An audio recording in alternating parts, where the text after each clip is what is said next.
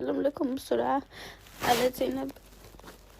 أنا أول مرة أتكلم عليها العلاقة هذه برا السوشيال ميديا، ولي معها 4 سنوات، وهي من أكثر الأشخاص اللي قريبة مني، ودائما اللي هي الوحيدة اللي تدعمني وهي سندي، وهي تحبني وتتقبلني بكل حالاتي، وهي اللي دائما تدعمني، ودائما عمرها ما تشوف عيوبي، ودائما تقول لي كلام يخليني أشوف نفسي بطريقة مختلفة وشايفة الجانب الحلو فيني. عمرها ما تقول لي لا انت فيك حاجة مش حلوة. عشان كذا أنا أحبها كثير، وأنا زعلانة أنها بتسافر، أنا بكون وحدي.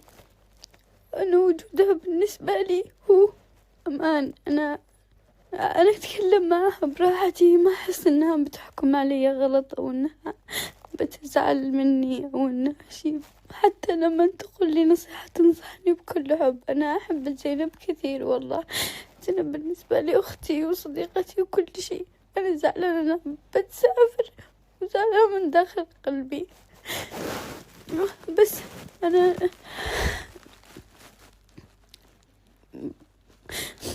بس اشتاق لها أن أنا أحبها كثير، والله يحفظها. وشكرا ربي إنه خلاها بحياتي. شكرا إنه أنا كل ما أحس نفسي ضايعة أرجع لها وهي ترتبني وتفهمني وتكلم ملخبطة وتكون معي. أنا ممتنة لله إنه جابها في طريقي. والله كذا أحس إنه لازم الناس كلهم في حياتهم لازم يكون في معهم زينب، لأنه هي شخص مستحيل يتعوض بالحياة. لأنه هو شخص مستحيل حد يكون مثلها. أنا أحبها من قلبي. الله يحفظها والله يوفقها في حياتها، وأنا بتوحشني كثير والله.